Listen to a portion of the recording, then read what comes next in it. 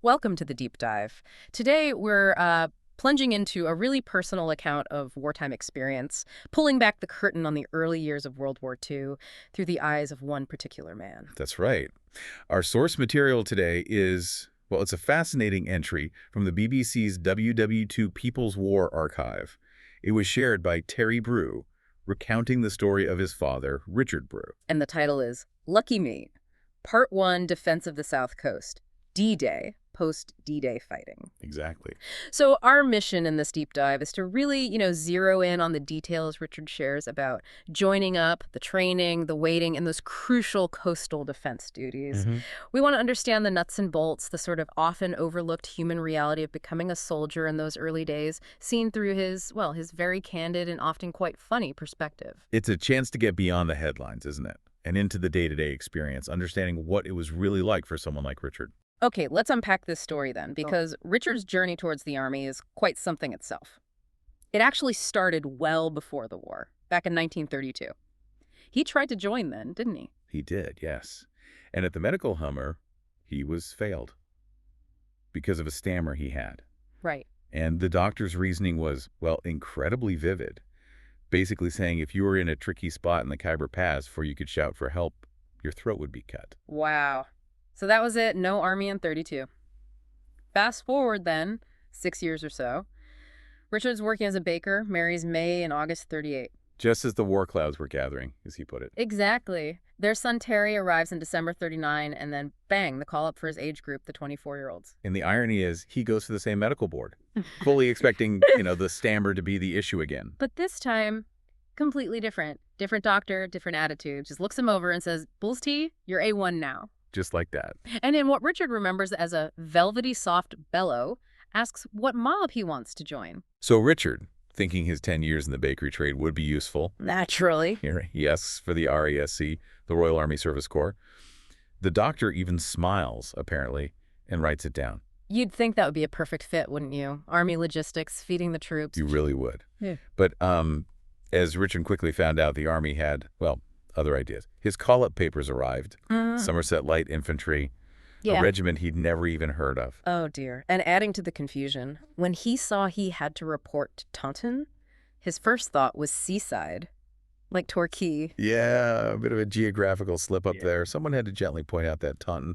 A lovely place, but not exactly on the coast. It does highlight how localized life was then, doesn't it? Before the war sort of threw everyone together. Absolutely, and how suddenly that world expanded. So the big day arrives, June 13th, 1940, Paddington Station, 9 a.m. Richard describes it as a bloody shambles. Chaos. 300 men heading for the Somersets, another 300 for the RAs. Just noise, tearful goodbyes, babies crying, wives crying. And mothers-in-law laying down the law, he adds, though his own apparently stayed calm. That scene really captures the emotional reality of it all, doesn't it? The personal cost behind the orders. It really does. Anyway, a 4-hour train ride takes them to Taunton. They step onto the platform and are immediately met by this voice. RSM Frankie Holt. Loud and booming, Richard says. The depot's RSM described as being in charge of all parades in our lives. Sounds like the archetypal figure, doesn't he? The sudden imposition of military authority. Exactly. Their march to their new quarters, 14 Mount Street. Richard recalls it as a mess. 300 raw recruits who'd never marched, trying to keep step, swinging suitcases, a pretty depressing sight. That immediate collision of sort of civilian awkwardness with the Army trying to impose order. But there was a bright spot early on, their first meal. Ah, yes. Cornish pasties, peas, potatoes, then rice pudding. He remembers it so clearly because it was the first thing he'd eaten in ages, and it went down a treat. Simple things like a decent meal must have been hugely significant then, amidst all the uncertainty and discomfort. After that, though, the reality check. 30 men, issued straw mattresses and blankets, marched to quarters at the Oxford Inn, behind the Angel Pub. And he describes it as so bleak and dusty. Someone asked where the beds are. And the surgeon, after a good laugh, apparently, just points at the floor. Richard's stark memory is no one slept that night. That detail really sticks with you, doesn't it? The basic lack of comfort right from the start. The next morning sounds like, well, continued chaos. 30 men trying to use 2 cold taps to wash and shave. Nightmare. Then breakfast. Porridge. 1 egg. Toast. Jam. Tea. Routine starting. but the facility's totally overwhelmed. And then came what Richard called the biggest mess I have ever encountered. The kit issue. Well, this sounds good. Pager Scott fussing about like an old hen, sergeants just bellowing, "What size man?" Measuring them for everything: boots, beret, neck, chest, waist, leg. Richard jokes they ask for every size except how big below. He actually found the whole thing genuinely funny. Compared it to a Charlie Chaplin film far better, he said. That ability to find humor in the sheer disorganization, the shouting, it seems like a vital coping mechanism, right from day one. Turns frustration into absurdity, almost. They're eventually sorted into platoons. Richard lists some names: Aleph, Brome, Brew, and he quickly makes friends with Jimmy Brighton and Alf Board from New Cross. Forming those initial bonds, finding your pals, must have been absolutely crucial in navigating this bewildering new world. Next few days are medical processing. Jabs, he found it amusing watching grown men flinch, though some got quite ill. And then, the dentist. The dreaded military dentist. Richard's feeling. He'd rather have gone and fought the Germans there and then. Seems that fear transcends nationality. Definitely. A welcome change came when they were posted to Nunsfield. Big improvement. Real beds, complete with mattresses. Progress. Though he notes the mattresses were known as viscets, which suggests they weren't exactly luxurious. Still, better than straw on the floor, I suppose. Any small comfort would have been noticed. Absolutely. Here, they meet their NCOs, Sia Donnelly, Creepill Chow, and a LCPL Paddington, who Richard describes as quite mad and a bit of a bully. Made them run with gas masks on during alerts. Oh, dear. Their platoon officer was L.T. Good, towering figure, 6'3", whopping great strides. Richard says marching behind him was absolute bloody murder. You start to get a real feel for the personalities shaping their early military lives. The good, the bad, and the, well, slightly eccentric. Training focused heavily on drill, by numbers. 1 stop, 2 stop, 3 stop, 4. Richard notes that in just 2 or 3 weeks, they were near perfect and actually starting to look like soldiers. It's quite remarkable, isn't it, how quickly that transformation from civilian shuffle to military bearing could happen through intense drilling. Equipment was basic initially, though. They got Canadian Ross rifles, but no slings, so they used strong string. Strong string. And this is right after Dunkirk. They only had 5 rounds of ammunition each. 5 rounds. And he says those 5 rounds went wherever we went. It really underscores the scarcity of resources and the very real fear of invasion right then. Definitely. On their doorstep. Drill parades were generally a bit dull, he says, but one stood out. They did a parade in the car park of the Gaumont Cinema, watched by the townsfolk. And for the first time, Richard felt a real sense of pride in what I was doing. That public validation, being seen by the community they were preparing to defend, that clearly resonated, solidified their sense of purpose. So after this initial training phase, things shifted. A flap of all flaps occurred one Saturday afternoon. Confined to barracks. German sub reportedly spotted in the Bristol Channel. Right. And the response, these highly trained rookies Yes. were sent down to Porlock Weir to dig in. They got 10 extra rounds of ammo and told to dig trenches, 2 men per trench. Slight problem, though. It was a pebble beach. Oh, no. Every time they dug, the crunch just collapsed. It's a perfect example of that disconnect, isn't it? Orders from an office versus the reality on the ground. Orders versus the pebble beach. They were ordered to sleep one at a time. Keep watch. Richard remembers it as a long night. Cold, hard, and uncomfortable. And after all that tension, digging, watching, it turned out to be a false alarm. Typical. A mixture of tension and anticlimax. What's fascinating is that when Richard revisited the area later in life, he looked back on even this fondly, calling them happy days, really. Shows how time softens things. It does. Memory's a funny thing. Anyway, after that false alarm, they were excused parades. Then they moved just 14 miles away to Dunster Beach. Here they got holidaymakers' huts to live in. Little chalets, basically. Richard's hut was called Nobby. He actually kept the door as a souvenir for his shed later on. Another lovely little detail that just humanizes it all. 7 men shared that hut for 3.5 months. And their main job there? Digging trenches. Right along the coastline, up to Blue Anchor. This period really highlights the unglamorous but vital defensive work, doesn't it? Yeah. Not all parades and training. A huge amount was just sheer hard graft, fortifying the coast. They also had weekly 5-mile route marches. Richard says they handled them easily by then, being fit men, still struggling behind LT Good's strides, mind you. Huh. Physical fitness was a direct, essential outcome of all that work and marching. While at Dunster, some good news. 48 hours leave at the weekend. 10 men at a time, picked out of a hat. Richard was lucky, got one. Leave must have been a lifeline, a chance to escape the routine, reconnect with home. So he and two pals headed to London. He describes having a good leave at home, which was bliss. They planned to catch the midnight milk train back, arrange for the guard to wake them before Taunton. Let me guess. You guessed it. The silly git guard forgot. They woke up in full daylight, miles past their stop, way past their return time. Oh dear. Where did they end up? Newton Abbot. Stepping onto the platform, Richard was confronted with the aftermath of bombing the night before. By Christ, what a mess it was, he recalls. And it was a bleeding long way from Dunster. Wow. A sudden, stark reminder that the war was impacting places far from the immediate invasion threat.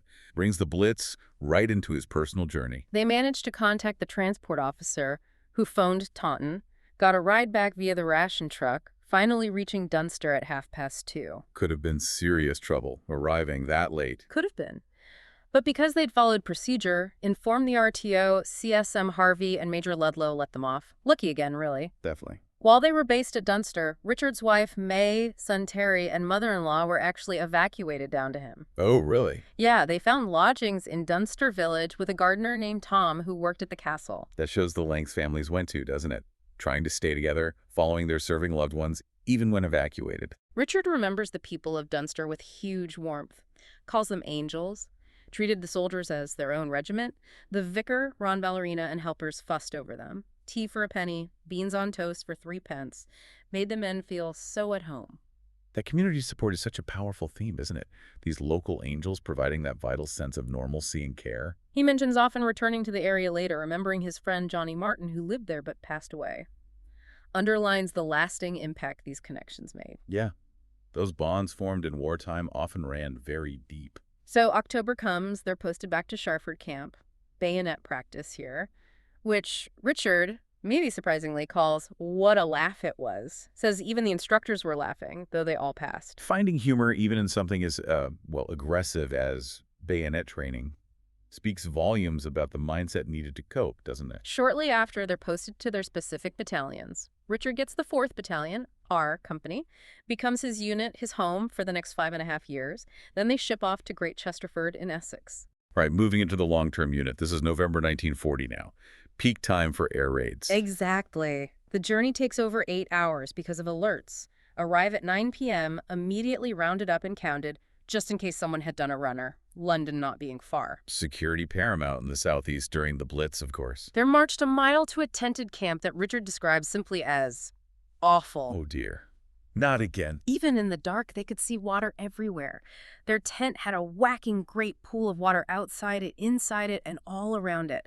He calls it the worst, and compares it to Fred Carnot's army, completely chaotic, disorganized. That image of water inside the tent, vivid, highlights the often terrible makeshift living conditions they endured, especially in winter. Next morning confirms it, a pond of green slime outside the tents.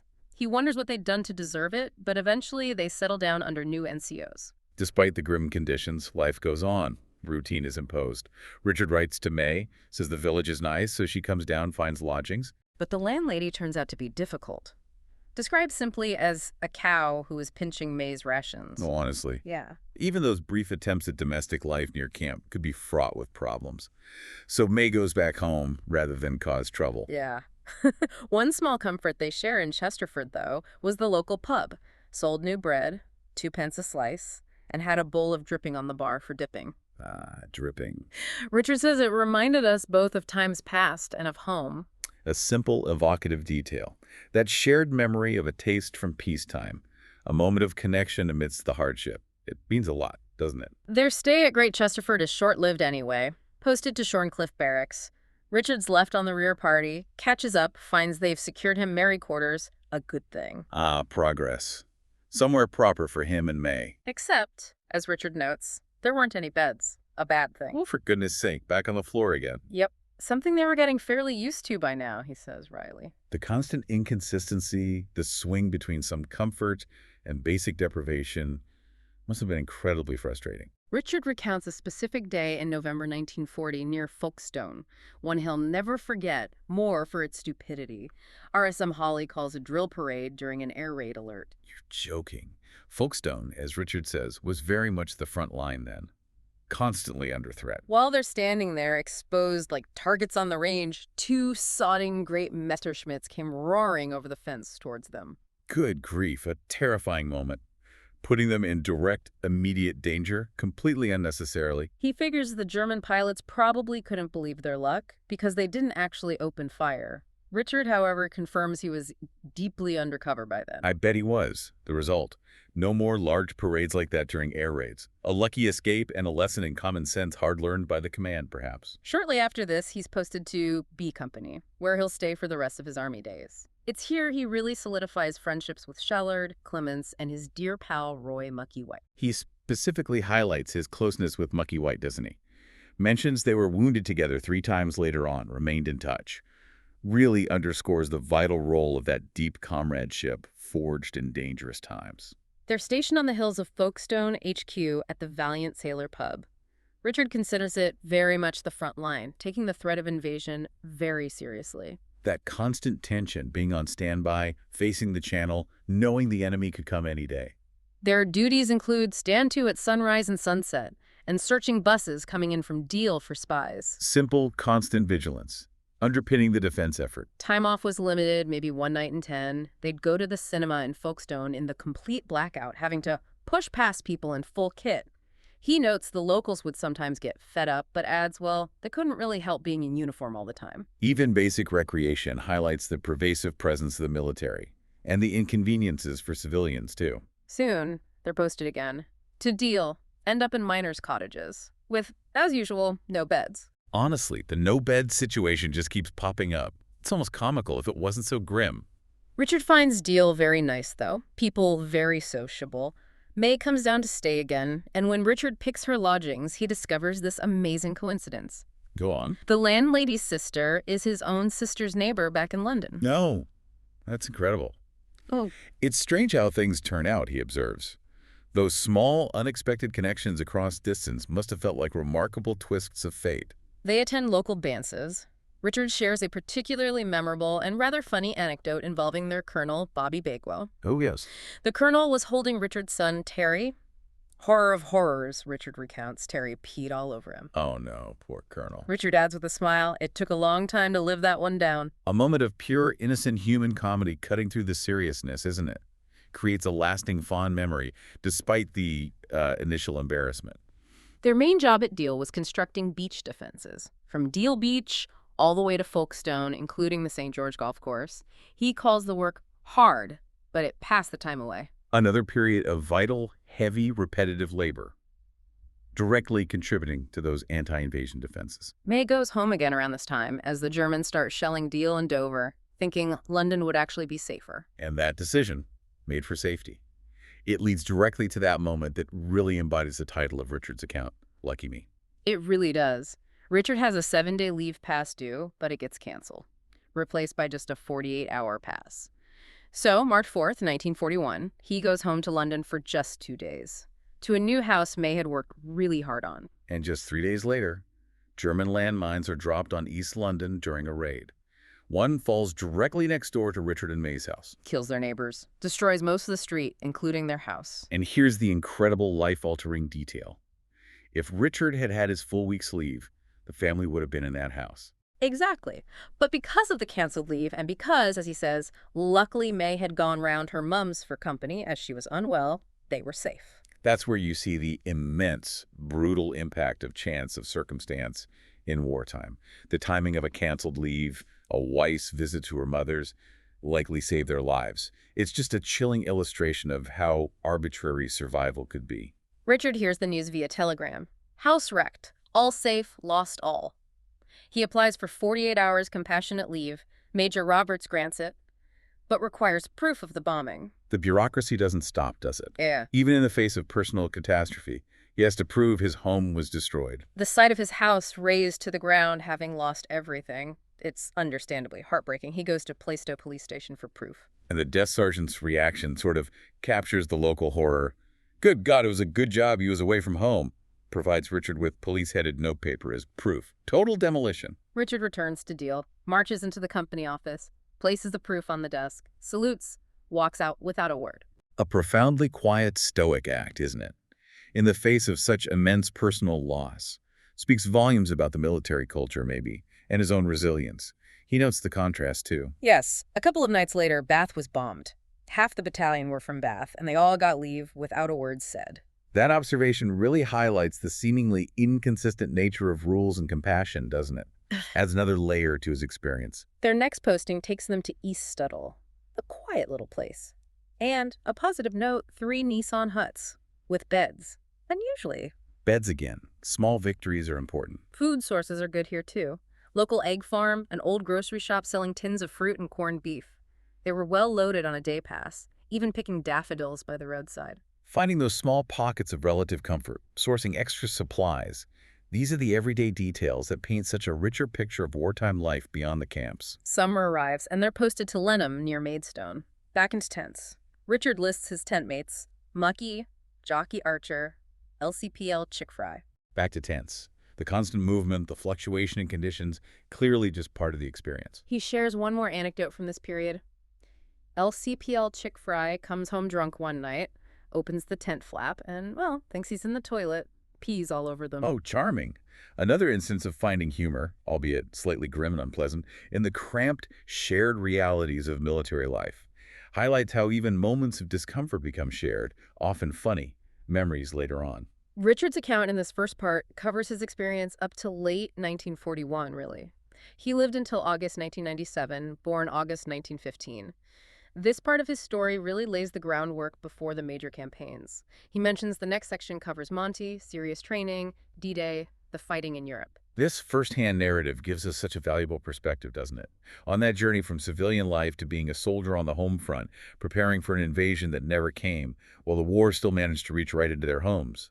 This deep dive into Richard Brew's early wartime experiences, shared so vividly by his son Terry, has really, well, it's shown us the human reality beneath the historical facts, hasn't it? We've seen the chaos and discomfort of joining up, the surprising moments of humor found in really challenging conditions, the vital but often mundane training and labor, the constant movement, and then that sudden, brutal impact of the war reaching his family home. Exactly.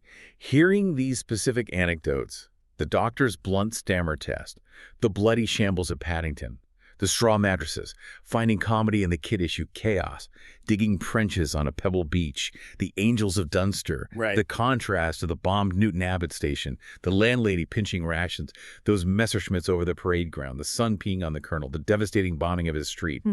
These details provide such a richer, more relatable understanding than dry facts ever could. You really get a feel for it. It really highlights the incredible resilience, doesn't it? And adaptability of ordinary people like Richard, facing down hardship and danger, but also forging deep friendships, finding moments of lightness, cherishing the support of family and community amidst it all. It's a complex tapestry fear, boredom, hard work, camaraderie, and sheer unpredictable luck. And that element of luck is so striking, isn't it? As you reflect on Richard's story today, it really makes you think about how dramatically chance and circumstance could shape individual fates during the war. Definitely. From a stammer stopping him joining in 32, to the incredibly specific timing of that canceled leave pass and a visit to his mother-in-law that, well, almost certainly saved his family from that bombing in 1941. It truly is a powerful reminder of the fragility of life in wartime and the arbitrary role of luck alongside immense courage. Something to certainly ponder as we connect with these personal histories. Thanks for joining us for this deep dive.